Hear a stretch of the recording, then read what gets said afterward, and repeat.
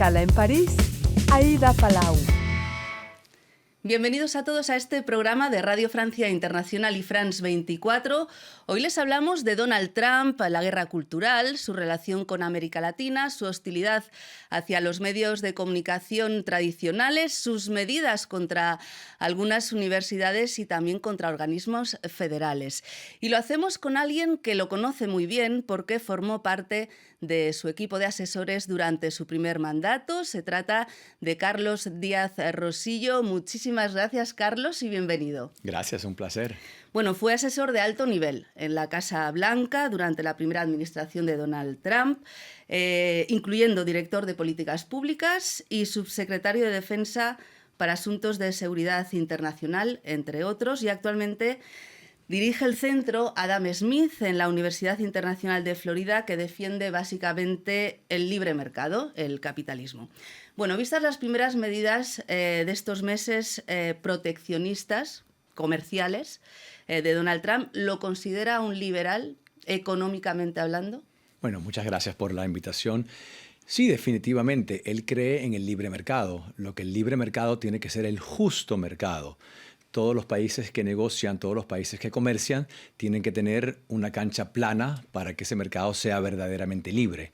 Y lo que ha venido diciendo no solamente ahora, sino desde hace décadas, es que a Estados Unidos no lo han tratado como deberían de tratarle y por lo tanto tiene que poner ciertas medidas para que esa cancha de juego sea plana, sea justa. Bueno, se muestra un poco víctima, un poco de victimismo. Estos primeros meses de la administración se han caracterizado por esa guerra arancelaria que ha sido brutal, un poco al estilo cowboy, con amenazas de aranceles, incluso a socios.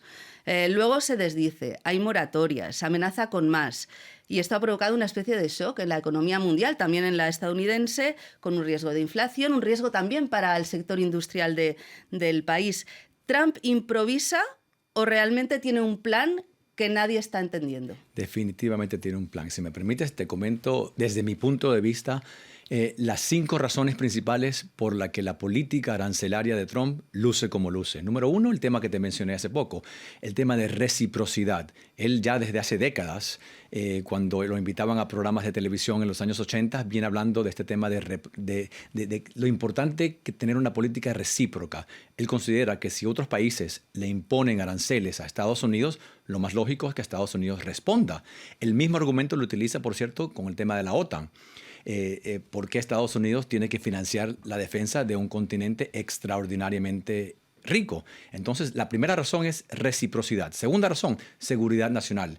Él está muy consciente de algo que nos dimos cuenta durante la pandemia, pero en realidad desde antes de la pandemia se veía que era que la cadena de suministros de Estados Unidos depende demasiado, no solamente de países lejanos, sino de países que son adversarios, enemigos para Estados Unidos, como China, y quiere traer esa base industrial por temas de seguridad nacional. Tercero, quiere traer la base industrial no solo por temas de seguridad nacional, sino por un tema que se puede llamar hasta cultural. A medida de una cantidad de tratados de libre comercio que firmó Estados Unidos en los 80 y los 90, gran parte de los trabajos de esa base industrial en el centro del país se fueron de Estados Unidos y él quiere que regresen. Sabe que no va a regresar todos, pero si uno que otro regresa, puede conseguir una victoria política. Cuarto, un tema muy pragmático. Independientemente de quién paga el arancel, si es el consumidor o el productor, el que va a recibir ese arancel es el gobierno de Estados Unidos. Va a poder tener un ingreso para el Tesoro de Estados Unidos que va a poder utilizar para pagar la deuda, el interés, lo que él quiera. Y quinto, también un tema muy pragmático, que es el tema le da un arma de negociación. Permite que otros países vayan a una mesa de negociación y le empiecen a ofrecer cosas que jamás le ofrecerían sin la amenaza del arancel. O sea, estamos más ante un proteccionista que un liberal. Un liberal que entiende que para poder tener un libre mercado hay que tener ciertas medidas proteccionistas hasta que esa cancha, como dije, sea una cancha totalmente plana.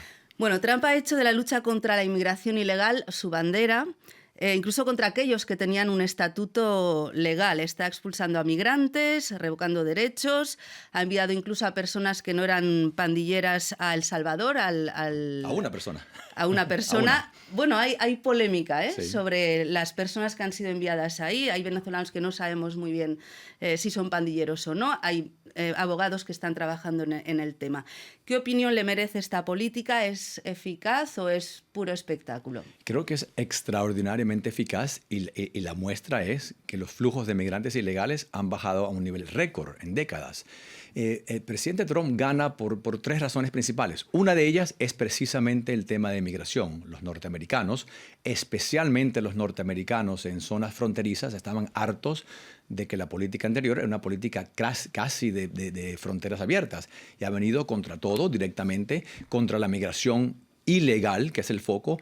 Ahora, cuando dices que va a expulsar a migrantes legales, no son migrantes ilegales, son migrantes que recibieron un estatus temporal que el presidente Trump y la administración dice que fue implementado de manera ilegal. Entonces, ahí es donde está el debate y la Corte Suprema acaba de decir que el presidente tiene la autoridad de revocar ese estatus migratorio que se otorgó por orden ejecutiva. Todo lo que se da por orden ejecutiva se puede quitar por orden ejecutiva. Entonces nos vamos a quedar en Estados Unidos, se van a quedar sin meseros, sin gente que trabaje en el campo, sin quién va a trabajar. No, lo que necesita Estados Unidos es mano de obra legal. Es muy fácil solicitar, tarda tiempo obviamente, requiere una cantidad de trámites, pero no es particularmente complicado.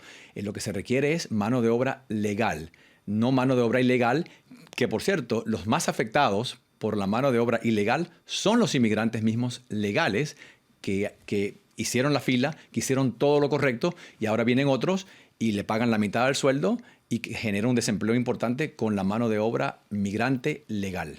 Los tribunales le han echado para atrás algunas medidas, muchas. Esta confrontación con el poder judicial que se ha manifestado reiteradamente en los últimos días puede llevar a una grave crisis institucional en Estados Unidos. A los medios de prensa le encanta decir eso. Absolutamente no. Estados Unidos es un país de instituciones. El presidente Trump ha dicho claramente que va a acatar con todas las órdenes de la Corte. Si bien la Corte no puede implementar ninguna orden, es el Ejecutivo que tiene que implementar las órdenes, aun cuando vayan en contra de él. ¿Lo va a hacer? Ha dicho que lo va a hacer absolutamente, no hay ningún indicio. El único caso que se está debatiendo ahora es el caso de este inmigrante salvadoreño que fue regresado, pero es una excepción que comprueba la regla. Todo lo demás, el presidente Trump lo ha acatado. Una excepción que todavía no se ha acatado porque hay un debate sobre si esa persona en realidad tiene un récord criminal o no. El Departamento de Seguridad Interna dice que esta persona tenía un récord criminal y que de todas formas iba a ser devuelto. ¿Para qué regresarlo a Estados Unidos por unos días o unos meses para que lo regresen?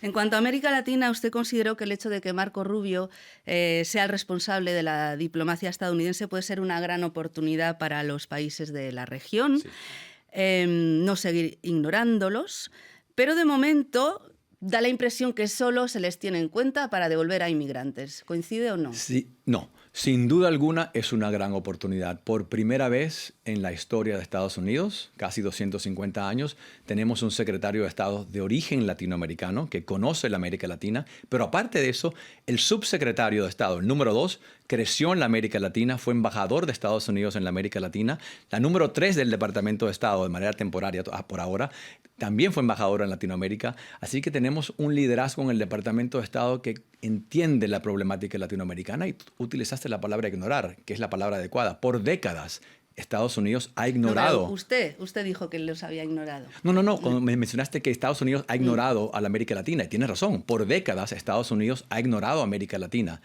Demócratas y republicanos. Y aquí tenemos una gran oportunidad de que Latinoamérica se presente como un lugar mucho más importante para Estados Unidos, en gran parte por el tema de China.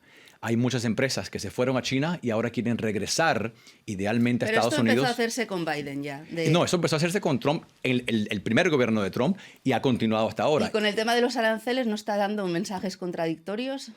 No, en ese aspecto. Te digo por qué. La idea eventualmente es que no tengamos aranceles, pero hasta que esta cancha no sea plana, hay que poner aranceles. O sea, es temporario. Yo creo que es temporario y repito el tema de reciprocidad. Si la Unión Europea le impone aranceles al vino norteamericano, ¿por qué Estados Unidos no puede poner arancel al vino europeo? Por darte un ejemplo de muchos.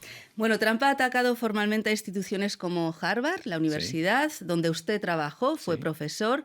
¿Estima que hay algo de las acusaciones de Trump sobre antisemitismo, por ejemplo, que tienen asidero, o se trata de un ataque contra la intelectualidad, porque le está sacando toda la financiación? En fin, sí parece un ataque Mira, frontal.